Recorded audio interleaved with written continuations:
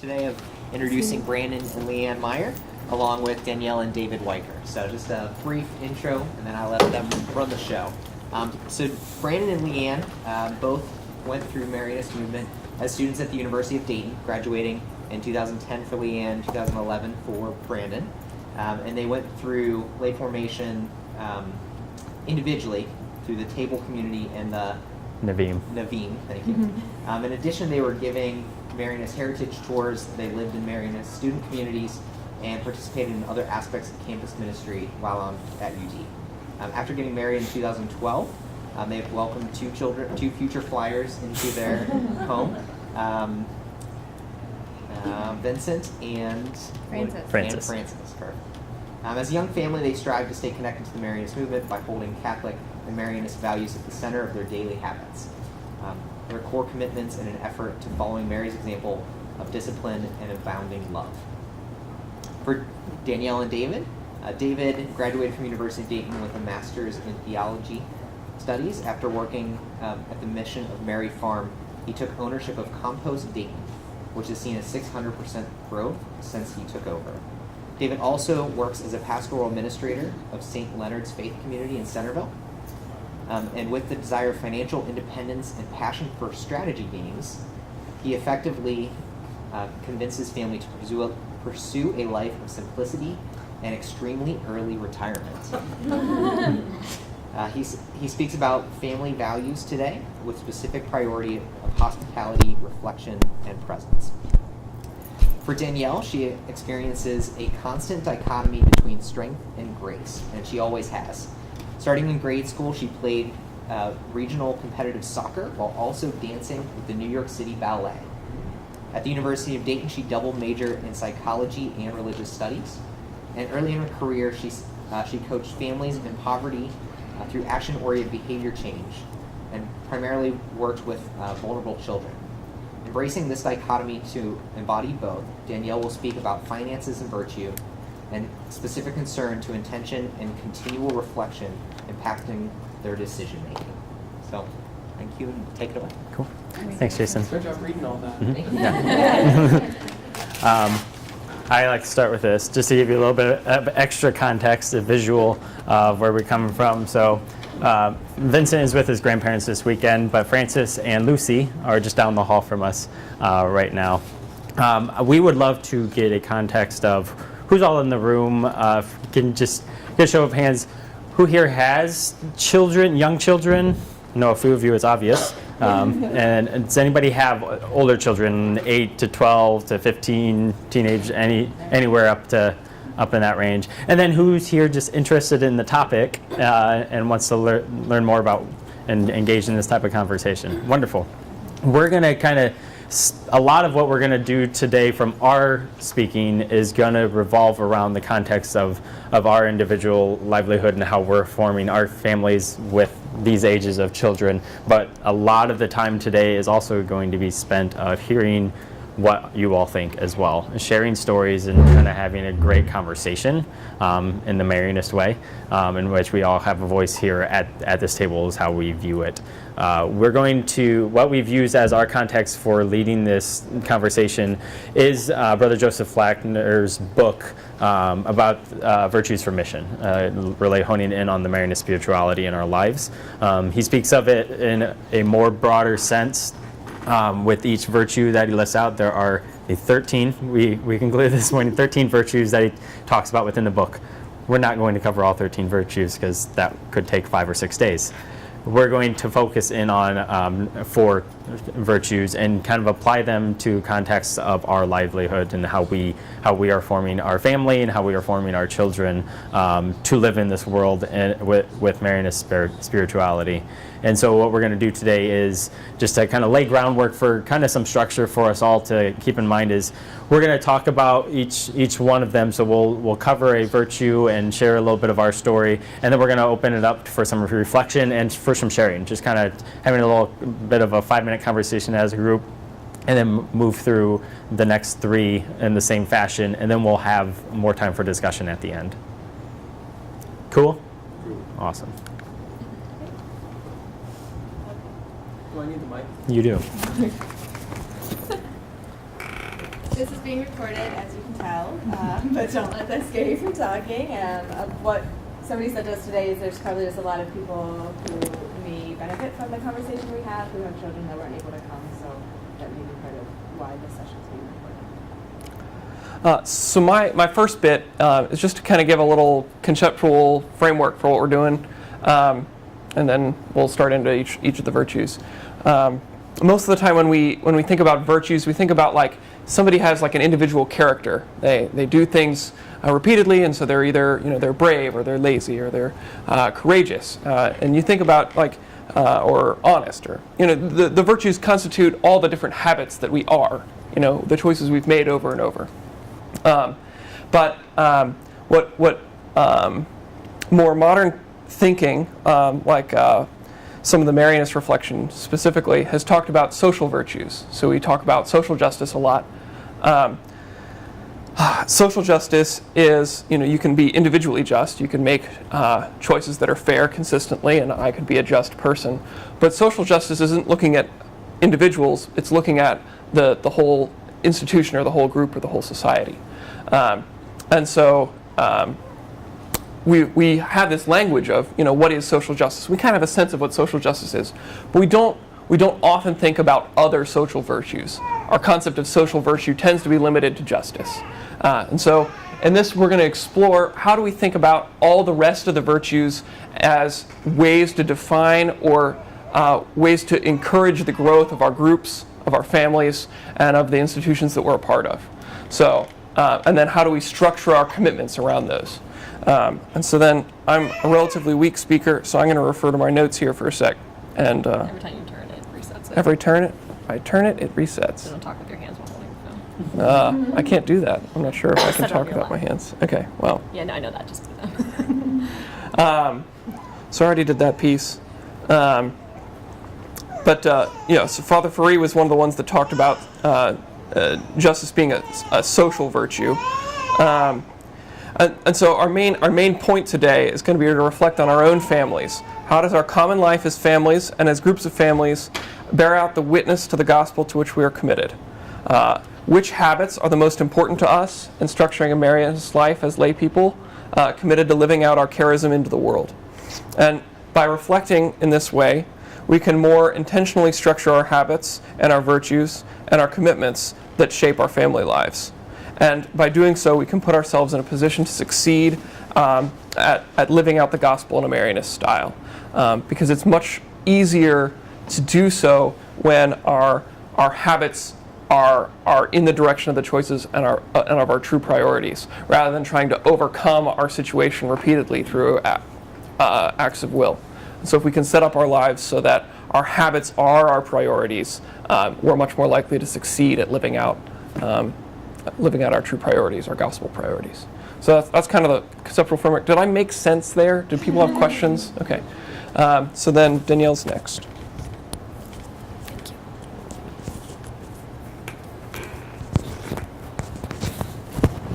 Okay.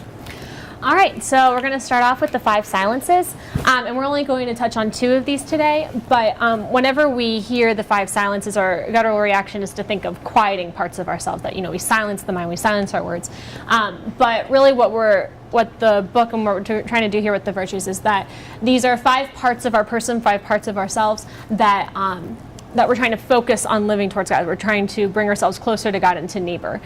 So I'll outline different ways that we can structure that, like living towards that virtue, but then with specific focus on silence of imagination and silence of the mind, how that draws us closer to God. So just for very basic definition, silence of words is on speech, silence of signs is in our body language, silence of the mind is, the quote in our book is, we become what we remember, so our thoughts and our memories, and silence of imagination is our creativity, and silence of passion is our impulses. So touching on what David said there, the structure that we form to grow in these virtues is to create an environment to succeed. We're not, I guess my very basic example there is if you keep chocolate in the house, you're going to eat the chocolate, but if you keep it out of the house, you're not going to eat it, right? So creating that place so you're going to succeed, so you're going to move forward, so that way our habits can turn into those virtues. So in Silence of the Mind, our structure is in response to our consumer culture. The first response is to the media. So the structure we set up for our family is to not have a TV, so that we're not engaging those advertisement and commercials, and even continuing that conversation about like, well, what if we took away our internet? You know, because it's not necessarily about TV anymore. It's also what we hold in our hands and how we engage in the world that way. So looking at that structure and how it allows us to have more space in our mind because it's not cluttered by whatever other voices out there. And then also our response to money. So what do we do with our money? Because we do need to spend it, but we don't go to malls. We don't order off of Amazon or anything like that. We buy our food through locally produced sources through our community-supported agriculture or CSA, or going to a local grocer and going into those situations with a specific strategy, like staying around the perimeter, or having cash in hand and only spending a specific amount. And those things, while they're simple or while they're very strategic, those, like I said, free up space in our minds to be able to focus on other things. And with Silence of the Mind, it specifically frees up that space for us to engage in the story of our day. The type of prayer that's very central to our family is being able to tell that story, and specifically through examining the day, like Ignatians examine. And so because that space is freed up, whenever we're touching base at the end of the day, often we have somebody watching Lucy who's not one of us, and we're able to talk about with that person what those stories are and how she's grown, but then also talking with each other about how we've grown or challenged each other or ourselves in our jobs, and how we can continue to move forward. And it's often an opportunity for forgiveness too, because in those beautiful occasions where we do get to watch Lucy, we get to confess like, oh, she hit her head today, and I'm sorry about that, but she's okay. And also for gratitude, because we'd love to see her more, we'd love to see each other more, and we're getting to that place, but we can have a lot of thankfulness for the person, everything that they do, and commit to our family life to bring us closer to God in that way. The second virtue we're touching on, our specific silence, is silence of imagination. So yeah. So this one's wonderful because in David's family, I grew up in a sports family, so a lot of what we did was just very active. And so when I was first getting to know David's family, his parents would come over, and for 3 hours minimum, we'd be playing board games. And I'm like, what are we doing? And it was like that in the community we joined that we rekindled with each other too, where we just had this wonderful engagement where everyone was around a table together and able to engage in these different games depending on what the crowd was. But with his family specifically, and with David specifically, it was always strategy games. And at first, I just kind of shrugged it off like, okay, I don't need to be able to engage in this, it'll be whatever. But after I was able to be a part of it, we were able to take on different characters and understand that the role that you play in those strategy games can be applied to life, and those examples are things that help propel us forward, and not just like in a doing it better or stronger way, but also just bringing us closer to God, bringing us closer to our neighbors, and understanding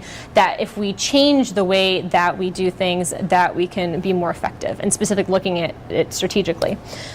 We also look at works of fiction. So that's our daughter Lucy, obviously, but this is a work of art that's on our garage, and that we commissioned a local artist to paint. That she came up with the design and everything else. We literally told her, here are the works of fiction that we like, and she designed it and did beautiful work. But the works that we engage in are those that challenge us or push us to live the life of saints, but as modern saints, and encouraged by these characters that are just courageous, are beyond what we often see in our world, right? Like we can go to work and not see the adventuresome spirit in that, or the courageousness that it takes to go to work every day. But then we're engaging in these characters and can play a different role there, see how we engage in that differently. So we have, Lucy of Narnia, who's by the lamppost there. You have Gandalf with his compost buckets, as David. But then off in the distance, you also have a monastery. And that's really what it comes down to in the end, is how are we imagining our life like a monastic life? Because that way of living hospitably and with that regular prayer rhythm and work rhythm, but really coming together and understanding that everything that you do brings you closer to God or away from God. So what decisions are you making that bring you closer to God? That's where our family is focused and how we're trying to build our mission, specifically with the silence of the mind and silence of the imagination. So. Since you have the microphone, do you just want to Oh, ask sure. these questions? Yeah. So our questions for reflection are, what things can you read, do, listen to, and see to strengthen your expectations and imaginations so they will become more like those of Jesus and Mary? And the second one is, imagine the kind of world you want for yourself and the children of the world. All right. Thanks. Does anybody have thoughts about those questions based on what David and Danielle shared about the silence of mind and silence of imagination? We can give you a minute or two to think. I can also take questions on clarifying what we were saying too. Yeah. So one of the things, so I have children that are 8 and 11, so a little bit older, and one of the things that I'm noticing as they grow is that I'm needing to bend towards some of their preferences. So like they have really strong choices about what they want to be reading, for example. And also I have storytellers in my family, and so I'm noticing that in society there's like no time for extended storytelling. And I've had to really, this year in particular, discipline myself to create time in my day, which I would previously have said I don't have, to create a space in particular for one of my sons that would probably tell stories for several days. Like into the epic, like gazing off into the distance. And the way that I've learned to do that is create some space and tell him it's the time, and discipline myself to pay attention to the story that I really don't have a strong interest in, and then say pause. And then the next day, have more time. And I'm sure it's a sacrifice on his part too, but it's been interesting to me as a parent to kind of let the choices go from being my choices when they were young to seeing them reveal choices that honestly I wouldn't really choose to engage in, you know. Yeah. Well, yeah, one of the works of fiction that I didn't mention is it's called Ender's Game, where we see examples of children who have that strong voice like you're creating with your children. And I think one of the interesting things that we can do as our family and as we're growing in virtue is to trust our children enough to allow them to be the decision makers. So that's a really powerful example, because we live in a world where the adults are in control. But to have your family unit be in a place where the children can lead is such a powerful example of the gospel, you know, like letting your children take it, but also doing that within our parental parameters. Like you can't just run around with knives. So, yeah. So, no, it's really powerful. And also the sense of what's like, even though hearing a story isn't necessarily your joy, but the person is your joy, and making sure that that's your priority over and against the other things that used to be priorities. And that's the sense where it's a silence. You're silencing something else to make space for something that's really important to you. And all of the things that we're going to talk about are going to be in that sense, exactly like that, where we've chosen a priority and made space for it by silencing other parts of our lives. One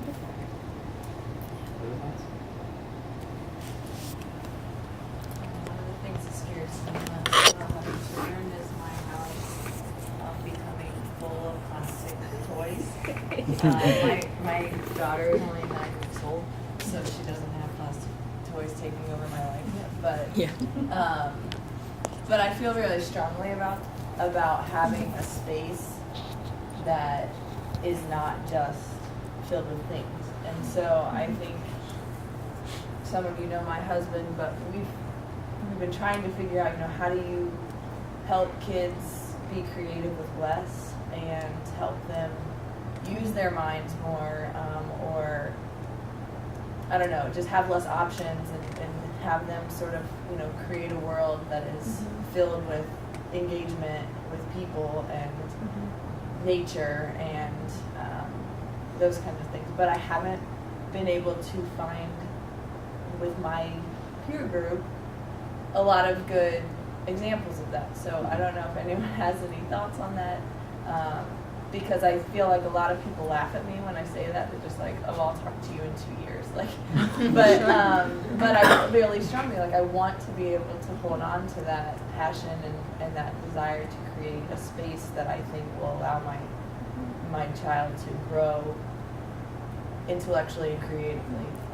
Yeah, is your adult space like that? Yes. Then I would say you're close. I mean, honestly, that's the biggest thing that I've seen. Go ahead. Well, I was just going to give an example of something that I know Lucy does that our 2-year-old also does.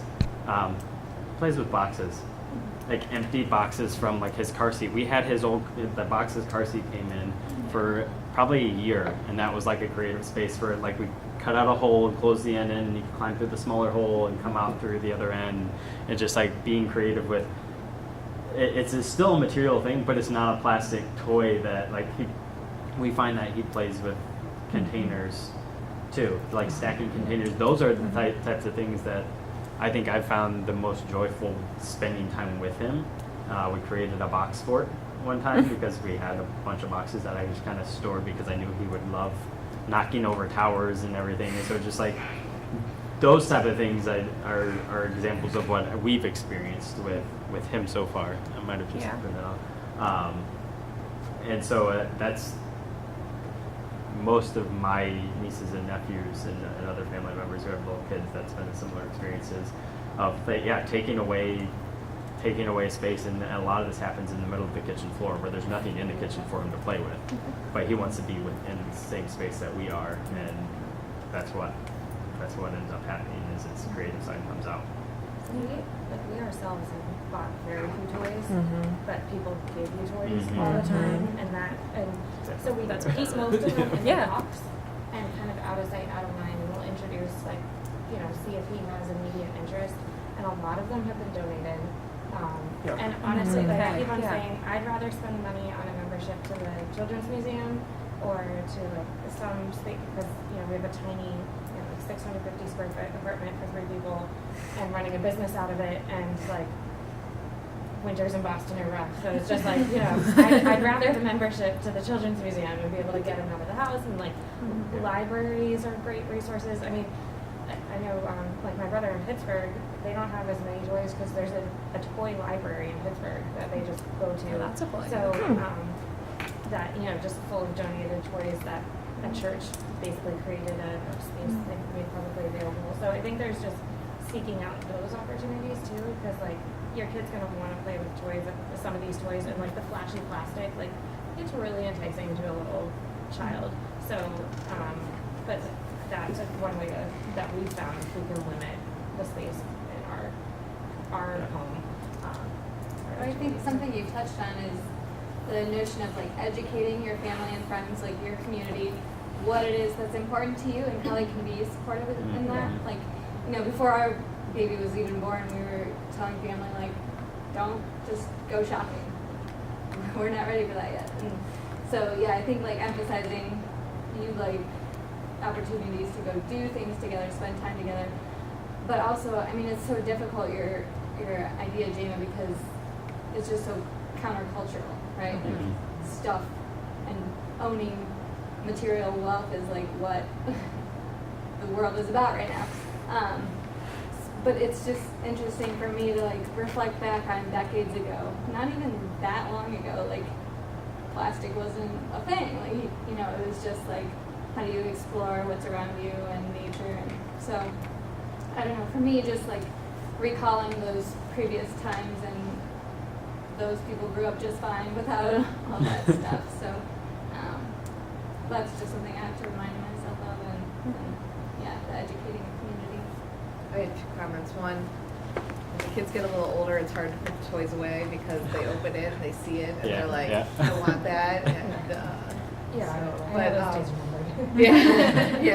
I like, my daughter got 2 of the same Barbies, and like, I'm like, okay, so we can return one. I was putting the other kid to bed, and she had gotten her scissors out, opened the box, everything. Was no going back at that point. But I wanted to say, I do have a family friends that just, their rule of thumb is no batteries. They don't have any toys with batteries. They have everything is like wooden toys, like there's things, they have like a play store that my daughter just loves when she goes there. And like, there's, all it is like a wood counter and like shelves behind it. But like that kind of thing, like can engage them for a long time and teach them life skills and all that kind of stuff. But like, so, I mean, we don't have that no battery rule when we have toys everywhere in our house. That's why we had to buy a bigger house. Like, this is exactly the path you don't want to go down. But now we have a basement, and most of it goes down there. But a lot of the, like, right before Christmas, I just took a picture of 20 toys, put it on Facebook. $10. You gotta take the whole lot, you know. So, but yeah. Well, and I think, like, for me, it's not just about like my kid having things, but it's about me. Like, I know myself well enough to know that I get overwhelmed by clutter and by stuff and by just the thought of it like makes me crazy. So, I feel like for me to be the best parent is to create a space where I can breathe too. And so I think that that's part of why it's important. And I guess I was thinking about like what Sister Simone said this morning, you know, like you have to share your values, and that's I think what Beth was saying. Sure. And I think that's the piece that's hard with family and other people, you know.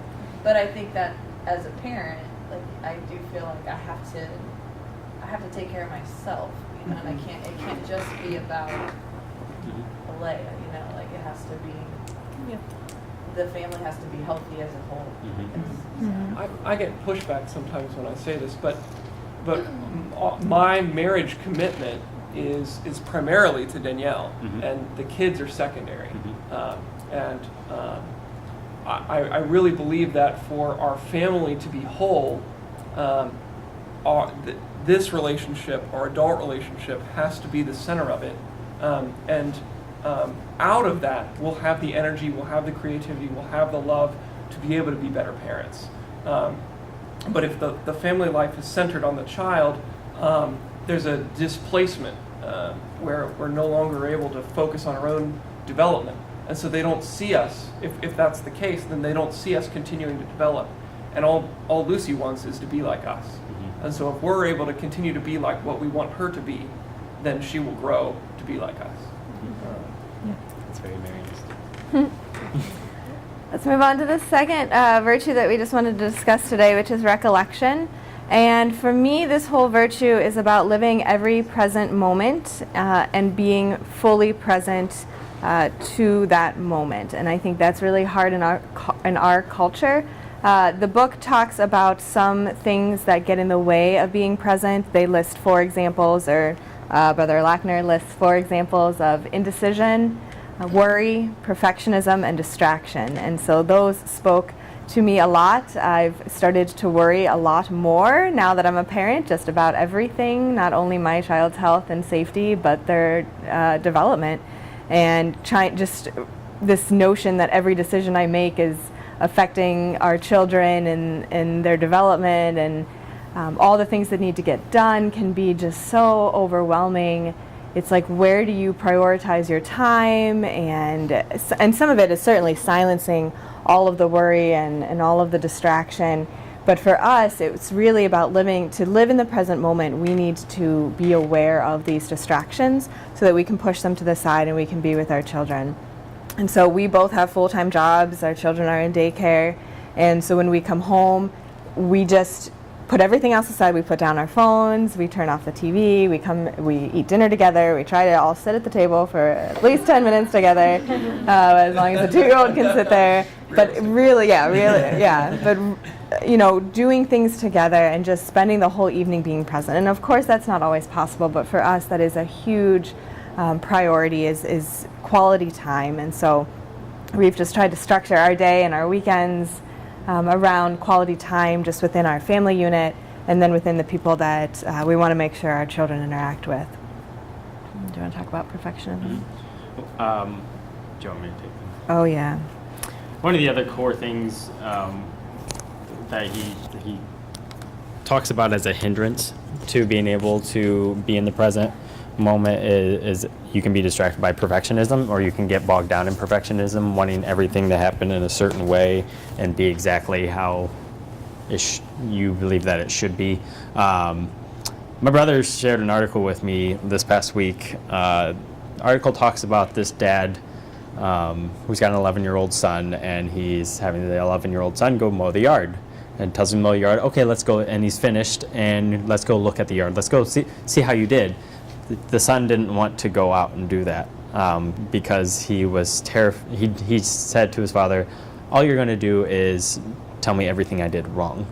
And that really resonated with me in the aspect of how I form and talk to our children, and how I form and talk to others around me, and giving them constructive, positive reinforcement, but then also constructive feedback. So instead of going out into mowing the grass with my son, obviously not right now as a 2-year-old, but as a concept of, you go out there and you show him the things that he did really, really well, but then also show him room for improvement. And that really resonated for me as we talk about his formation, his learning, and leads into an experience that we had of how our son, we had a positive experience with him surrounding bubbles just this week. He loves to blow bubbles, and her parents have about 3 or 4 boxes of leftover bubbles from our wedding 5 years ago.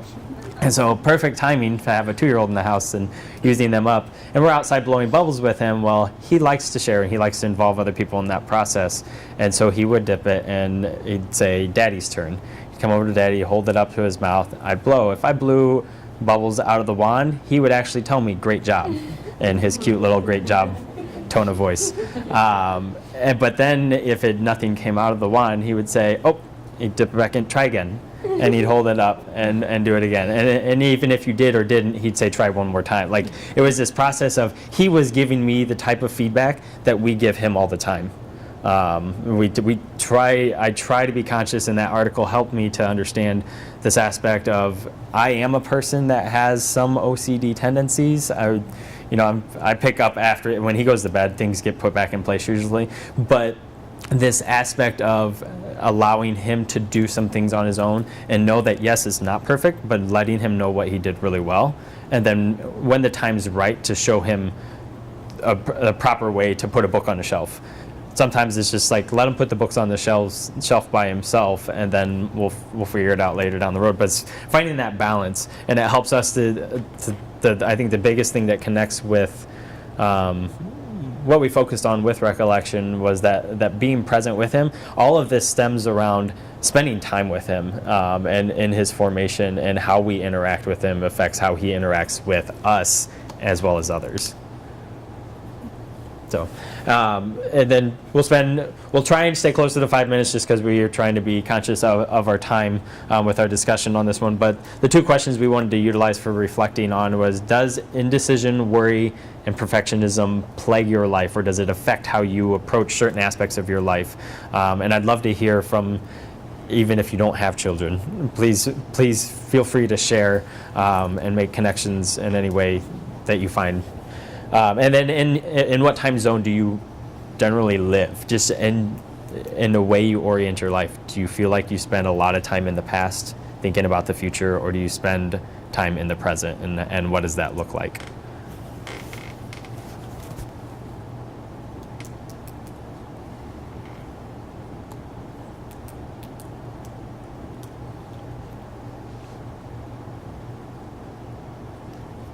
I know for me personally, I've not always been very good at being very in the present. I usually tend to be more forward thinking. Mm-hmm. So for the last year, I've been much more intentional in trying to be where my feet are. Mm-hmm. Doing a habit of daily meditation and prayer each morning.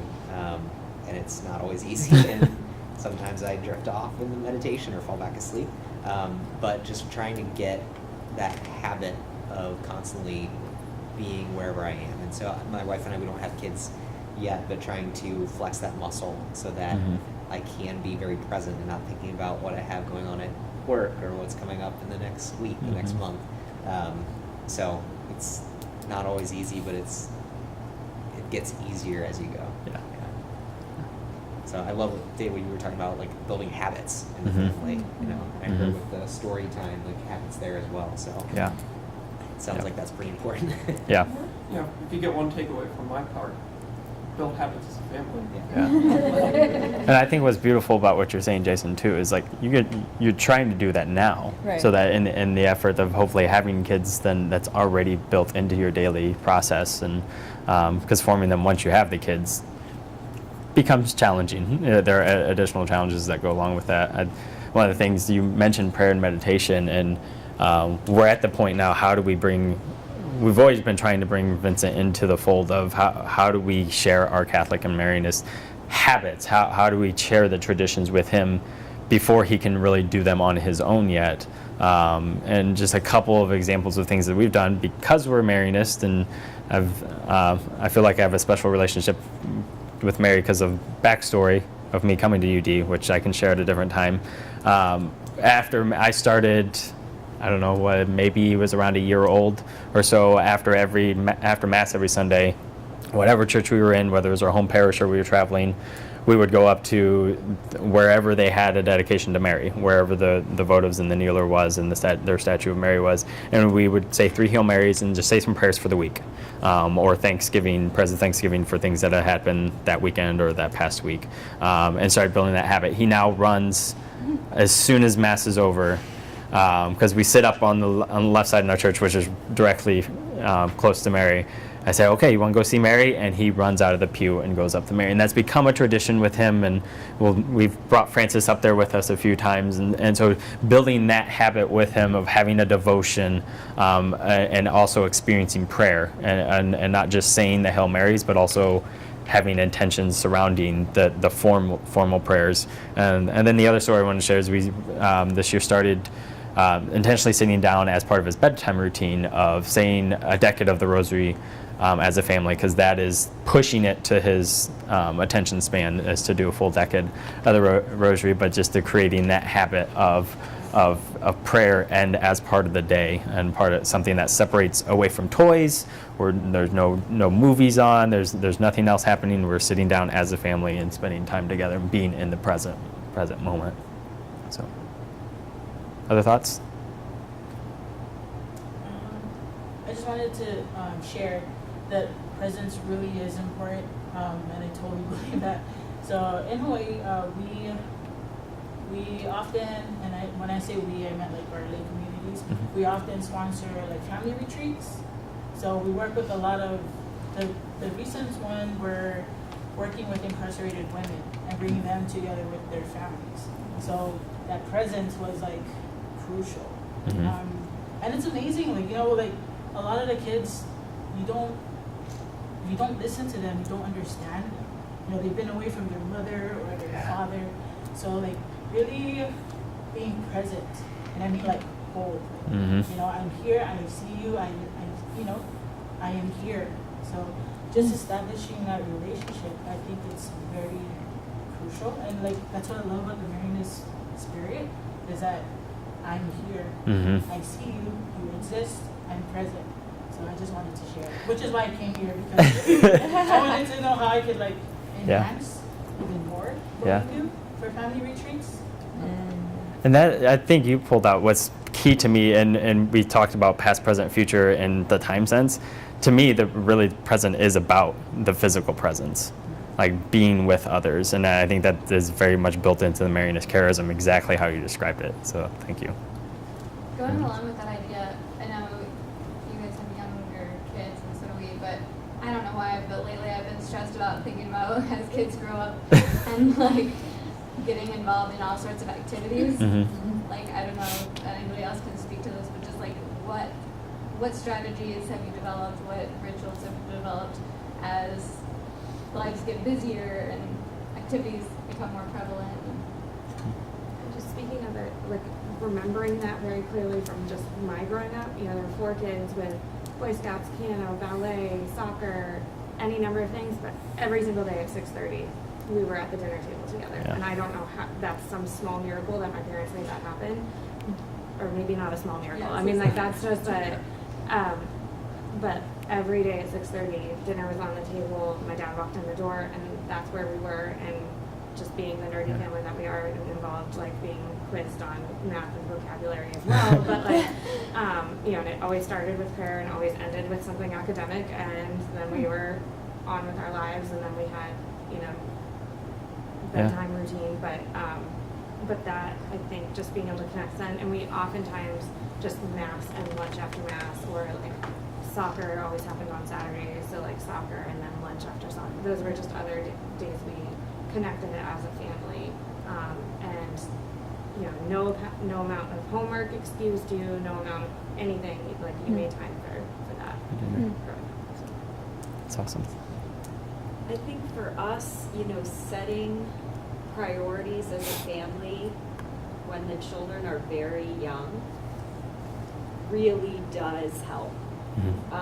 Because the children begin to understand that it is not exclusively one person's decision. And I think it's really important to kind of carry that through, because it becomes a really specific balance between supporting who your children are, which is often not a direct reflection of you, right? Like the older they get, and helping them understand, and helping myself and my husband understand when it's really important to honor that need to become the fullness of who they are, balanced with when it's really important to say no, because it would disrupt the family's way of being. And luckily my children are not incredibly interested in soccer, but I think to myself, like, that's not something I could say yes to, right? Is spending all of my weekends on the soccer field. And that would be a conversation we had to have. And there's other things we have to talk about. So I'm very grateful. My husband does not come from the Catholic Marianist tradition. But in his culture, they say, like, it's too late to start then, right? You have to start now, like building for the decisions that will come. And that, although I had anxiety when they were young, now that I'm on the other side, I can say, like, the presence is what's important, because that's where you'll get where you want to go. You'll live together, and your children will increasingly have a stronger voice in the process, but you'll journey together and form together. And I think that is a real gift of the Marianist faith. That's awesome. Thanks for sharing. So I work in higher education. Lane and I both do, and I work in admissions specifically. I review applications for high school students all the time. And it's the part of what Kathleen you were saying, and then just sharing about involvement. These kids that submit applications and list out, they think they have to be involved in everything. And I talk to high school sophomores and juniors who think they have to be involved in so many different things to be able to get into your college or to be able to go to a college. And I think that's something that I want to push back on with my children. I try to push back on with those students, is doing the things doing a few things really well is better than doing a lot of things just to have them on your resume. And that speaks very much to this idea of balancing it, and then the importance of presence. And then I think some other things that Kathleen, you mentioned, really leads into the kind of the next part that we're going to talk about, is the preparatory obedience. This is all rooted in, Brother Lackner talks about the root of obedience for the Latin, to listen to others and spend time not always just centering on yourself. He quotes the common used phrase, sometimes it's my way or the highway. For us, that can be really interesting when you have a toddler, because there are things that it's often, when it comes to your health, safety, and well-being, it is my way or the highway. You are going to go to bed at 8 or at 8:30, but you do get to choose the 2 books that we read before bed. So that's where we've talked about, like, we have to have this balance of, sometimes it is my way or the highway, but often it's as he continues to grow and develop his own his communication skills, and then we want to also help him have his own voice, but learn what that balance is as we learn to know what that balance is. Everything for us, I think David mentioned it really well earlier, is it all started in our relationship. Before we met, we weren't dating anybody previously. Well, Leanne was dating somebody prior to that, but like, when we started dating, we started learning how to give up things, how to listen to each other and sacrifice just my wants, and more making some necessary balances between our relationship. And then we move into our marriage, and now that we've had the boys, it's how do we continue to listen to each other as a family, and balance out needs versus wants, and making the sacrifices as parents, but also teaching our kids about making sacrifices. So having a voice in the household of maybe what we're going to do on Saturday morning, or Vincent wants to watch a movie, so you get to choose the movie, and eventually it'll be, well, maybe this this next Saturday morning, it's mom's turn to choose the movie. So those little, very tangible things and teaching that resonates with me when it comes to obedience and listening fully to one another, but also helping him have that voice in other groups. I was heavily involved in sports growing up, and I recently finished a book about teamwork and building a team, both in the sports sense, but also in like a business and a team culture in an office. And one of the things they talked about is letting others. It's not just listening to others and letting them have their way. A lot of it is you come into a table, and they were talking about as a leadership team, we are all allowed to disagree. We're allowed to have a heated discussion, and we all need to listen to each other to give our points of view. But then we need to respect and come to a conclusive decision. You can't walk out of the room without having come to a conclusive decision, whether or not it was all exactly what you want. Everybody's not going to always get what they want, and I think us being able to have that experience at home and as a family, we're hoping that we can help him to do that with his friends in school, and on teams, and as he grows and lives fully in his life.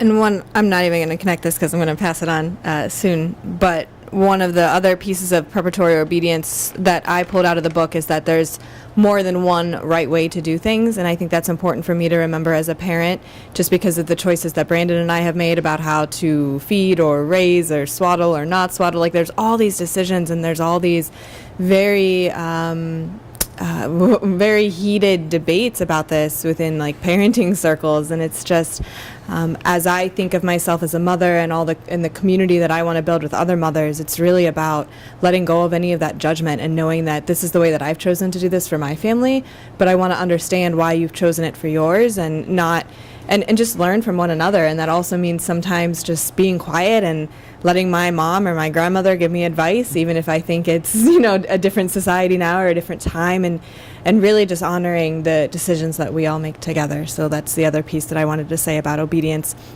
Because of time, I think we should just move on to the final virtue and then gather back up for a discussion. How much time do we have? Five. So we got about So 10 we, minutes. okay, all right. You got the notes.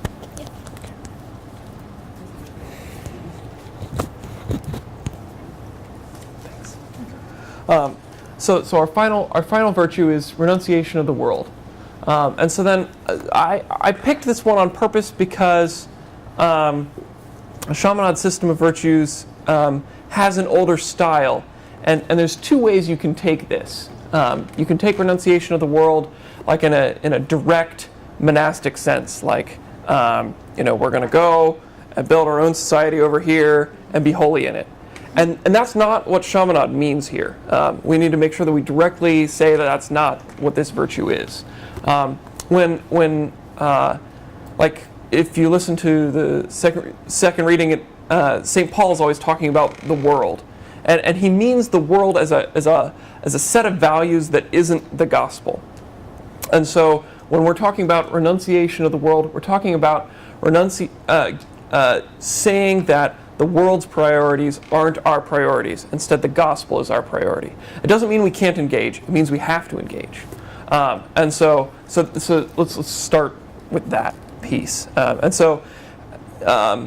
Even among folks of goodwill, the culture's priorities are so dominant that it's very difficult to resist setting up our lives in a way where we're working towards comfort, towards success, or towards wealth. And so this is what we're told from all angles to work for from the beginning. Like, why do we go to college? Why do we work?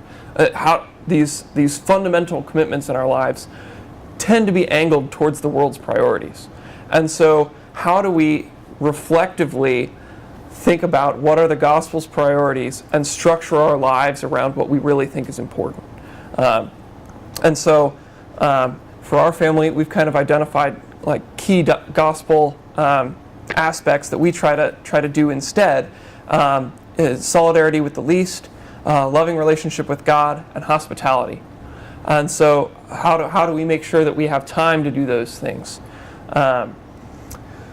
The main one that I want to talk about is our ideals around work. For us, work is always for something, for one of those ideals about the gospel. If we're working and it's for more comfort, we're doing something wrong, because we're not made for comfort. We're made for greatness. We're made for a life in love with God and neighbor. And so there needs to be, for our set of priorities, there needs to be a certain simplicity that allows us to focus on what we think is important. Connected with that, we live in a relatively poorer neighborhood that gives us opportunities to engage with folks of different social class, economic class. It's been much more difficult than I anticipated to build those relationships. And there's a lot more growth to do in having that be a successful venture in terms of having real deep friendships. But without living where we live, I don't think I would have even the opportunity to engage with folks who come from a different social class. Class is just so much stronger than I expected it to be. And it's difficult to overcome, but our commitment to live where we live is a first step in terms of overcoming that. And building our lives around that solidarity. And how is that a real solidarity? And then we try to have a thick community life so that we rely on one another in substantial ways and expect other families to rely on us. And that allows us to have different choices than we would have available to us if we just relied on our own resources. For our biggest example of this is our childcare. We don't pay for childcare because we have friends and family that are able to cover each of the days in exchange. I watch an additional baby, and there's a friend who watches our baby for one of the days. But we wouldn't have the option, the financial choices that we do, if we didn't have that relational choice to share time that way. And those choices are only possible because we expect folks to rely upon us. And so then the final piece is just getting back to the work bit. Because if you work, you only have so much time, right? You only have so much time to work with. And the standard thing is to use most of our time working out of the home, and to use that for a certain amount of comfort, cars, transportation, vacations, healthcare, and so there's a certain set of expectations about what being middle class means, or being whatever, where you're located, but specifically middle class, and so there's an expectation to work that much so that you can accomplish those financial goals. And we've made an explicit rejection of that kind of expectation, to say that we're going to live a simpler life that consumes much less, that spends much less, so that we can work much less. And that frees time, then, that we wouldn't have otherwise, to spend on our families, to spend with each other, to spend in prayer. And that time that's freed isn't like free time for me to just play games all the time, but that it's freed for something that's really important. And so there's two rejections. One is overwork, and the second is of comfort. And those twin rejections allow us to make commitments to the gospel that we wouldn't be able to make otherwise, because it would be tied to our work, in a very tight way, because the spending and the work are related. And so we've made choices to try to really reduce our spending to free up our time for other priorities. And so that's how we try to structure our lives in a way where we can work out the gospel in the way we understand it. So that's my bit. Do you want to ask these questions? Sure. Okay. So he's got great questions. He's got like 8 doctoral degrees, but so he's got 2 questions here. His questions are, what is the counterpart of renouncing the world? And in regard to renunciation of the world, why is Father Chaminade's conviction about communities particularly insightful? How has community participation helped you in this regard? So if we can think about those for a second, have that kind of help guide our reflection. Sure, yeah. How is community specifically important in the response to renunciation of the world? Or I can just read it. In regard to renunciation of the world, why is Father Chaminade's conviction about communities particularly insightful? How has community participation helped you in this regard?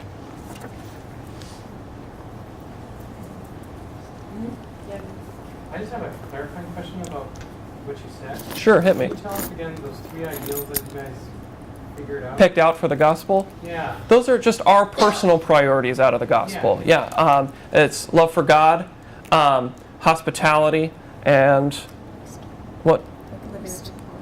Oh, solidarity with the least. And that, did I talk about Lucy a little bit there?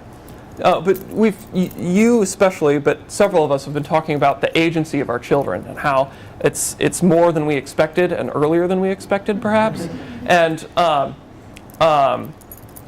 for me, part of that solidarity with the least is engaging with Lucy in a way that authenticates her choices and forms her decision-making capacity rather than allowing her to just rely on us to make choices for her, but for us to guide and shape her decision-making even now as a 1-year-old. She makes all kinds of choices. So did you guys just, one day think up these 3 things, or was this like a long... Those 3 things are more a reflection of our lived practice rather than the explicit goals that we've shaped the life around. Yeah, our relationship tends to be a balance where David's very much in his head and has the theory. Like, his talk is always so good because he knows exactly, he can paint that picture, but then I don't tend to think it, we just kind of do it. So it's a good come together. Like, we've been doing it for a while, but we've been building the theory too, so that's where that comes from. Yeah. I had a couple comments, feel a little inadequate listening to you, but don't. I have a theology degree, but that doesn't mean I'm any good at doing it. So that's why you married me. we did because we moved for a better school district, and it's something I struggle with in our society that we even had to do that, Right. And then we looked at there was a community that we were dead set on, and then we started learning about it, and it was 1% diverse, and we're like, wait a second, that's not the world we want our kids to, that's not the reality we want them to, so like that, I'm like, okay, score point. But then we moved into an upper middle class house. It's big, it's in a safe neighborhood, but there's other parts of the community, and it's hard to choose the best that you feel because we picked a house. It wasn't even what we would dream of living in as a house, but it was this is a great house to raise kids, But I like the question what Chaminade says about the communities, because I'm a member of a lay Marianist community that's not in a good neighborhood. And I even say that when I drive to my Marianist meetings twice a month, it grounds me, and gives me a connection, and, bringing my daughter to that, to experiences with other people and other, situations. So, thank you for sharing all that. It gives so much insight into, how people can actually, put a structure around it. But, I feel like I'm just kind of, don't flying off the seat of my pants trying to parent good citizens of the world, Mm-hmm. So. Yeah. Sometimes I think that's how we all feel. Well, yeah, and you'd said earlier, we want to emphasize, we're giving our example, but we want to emphasize that there are so many different ways to do this well. The gospel doesn't mean you have to be like me, right? So. Yeah, and I think that's perfect. Probably should have said this at the presentation. We don't feel like we have it all figured out. I don't think anybody that we've ever talked to, parents, relatives, family, friends, about raising kids, having it figured out and what's the best way. And it comes back to earlier when it was there are several different ways to make choices, and you have to make conscious choices based on your needs and your wants as a family and as individuals. by no means do we live it out the exact same way as Danielle and David, but it's part of learning from one another. What we really appreciate about this opportunity is making connections with you all is to hear from you, to hear what you're doing. We've learned so much from communities of people that we formed here, not necessarily our direct light community, but communities that we lived in. We're so very close to friends from college who are having children at the same time, and talking to them about sleeping habits, choices that the kids are trying to make, or just these different things that we can share with one another, and we go and stay with them for a weekend because we don't all live close to each other, but we go spend a weekend with them and we learn some things about, like, well, I'm glad we don't do it that way, but I respect the fact that they do this with their boys or with their children. But we've also picked up some of their habits of just like, oh, that's brilliant. We need to try that, like see if it works. And so that's something that I think has been really beneficial for us, is that aspect, having a community to go to. Yeah, and I think the point isn't for us to feel guilty or to feel superior in comparison to what we're doing here, but to understand that in this Marianist identity, we can all agree that we want to live like Mary in these communities, right? So taking that from the gospel, what are those individual priorities that we can take and move forward? Because those are going to look completely different, and we can support each other in that reflection here. Because it is possible for our deep priorities, the things we're really passionate about, to be what we structure our lives around, instead of what we think we're expected to do. And that's what this frees us to do, is to make choices about our real passions and to have that be what our family life is about, rather than to feel burdened by the expectation to form kids in a certain way.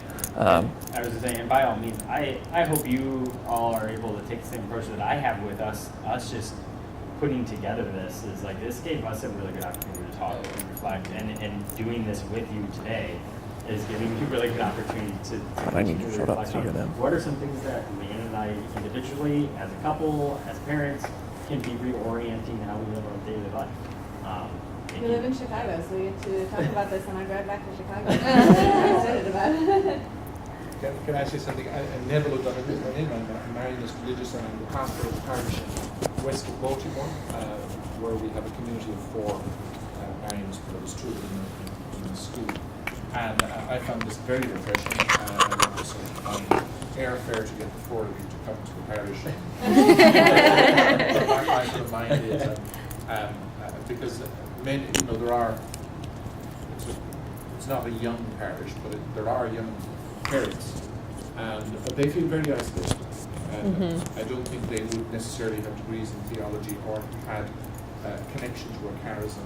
They are looking for something that the standard parish isn't providing, and our parish isn't providing it. So to have Marianist language around, so I would definitely encourage you to, to get this available to people like me, and to, there are lots of Marianist justice groups for all sorts of things. Well, a Marianist parent support learning how to do it group would also be very beneficial to somebody like me, so that, to see if whether there could be some traction in the broader community, 2,000 families in the parish I work in. So I'm quite sure there'll be some traction for something like, so to have something like this language would be interesting. Yeah, and my parish is not Marianist, but there's a lot that, like the pastor says, and a lot that happens that very much reflects the Marianist charism, which is why I go like an hour each way on the T for this. But we, shortly after Leo was born, people had spoken up about that, like that young families felt isolated, and so the parish has just been incredibly generous with resources of space, of encouraging childcare. So we actually get opportunities once a month every other month. So we meet once a month at this point. 1 month we have childcare, and we just get the adults in the room, and that's lovely in its own right. And we do try to have a structured conversation.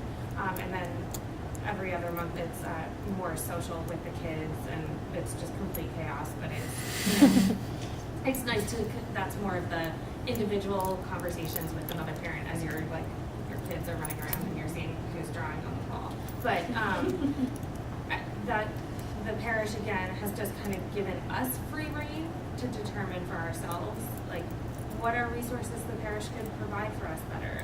So, you know, they're actually working on renovating some space, and so they've pulled us in of like, what can we do to make a child-friendly space? How can we make this a more welcoming community? Not every church is going to be able to like, you know, change its structure, but it's been really amazing to see that you know, we've been given voice, the parish has been trusting our voice, and that's been incredibly helpful. And for me, just being able to connect with other parents, because most of my friends in Boston are not don't have children, so just to have this community, you know, and again, we all have different styles, and it's been amazingly, you know, kind of think of Boston as like a judgy area, and it's like truly non-judgmental, which is wonderful. So it's just been, you know, shy of having a community, for me at least, that's been incredibly helpful.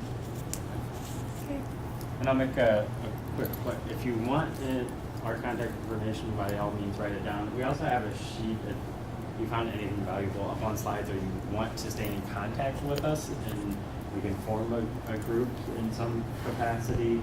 We have some sheets up here if you want to leave your name in your email or any sort of contact information, by all means share. I would also highly recommend, like, we touched very surface level on the virtues we even covered in regards to really fully what Brother Joseph Blackner talks about, and then we didn't even get into 9 other ones. I'd highly recommend reading the book if you haven't read it recently, rereading it again, and read it in different contexts, because it's written in a certain context, as I mentioned earlier. But what we did is we put a framework of raising a family and Marianist spirituality on, and read it from that framework. So read it in different frameworks based on what's really beneficial, important in your life currently, and again in the future, because there's so much value that came from it, and then it has phenomenal discussion questions or reflection questions at the end of each virtue as well. So. It's a very approachable book. The chapters are short. The reflection questions are good. He doesn't assume you know anything. He's a great author. So. Yeah. Did they have that downstairs? They did yesterday. They'll give it to you. Lisa, thank you everyone for coming in. The last 4 or 5 minutes we have a feedback form online, so I'll put the website out there so you can bring out your phone, log in, fill in. If you don't have a phone that connects to internet, we do have paper copies, so definitely do that, but we're trying to do it online. Or you can borrow a phone.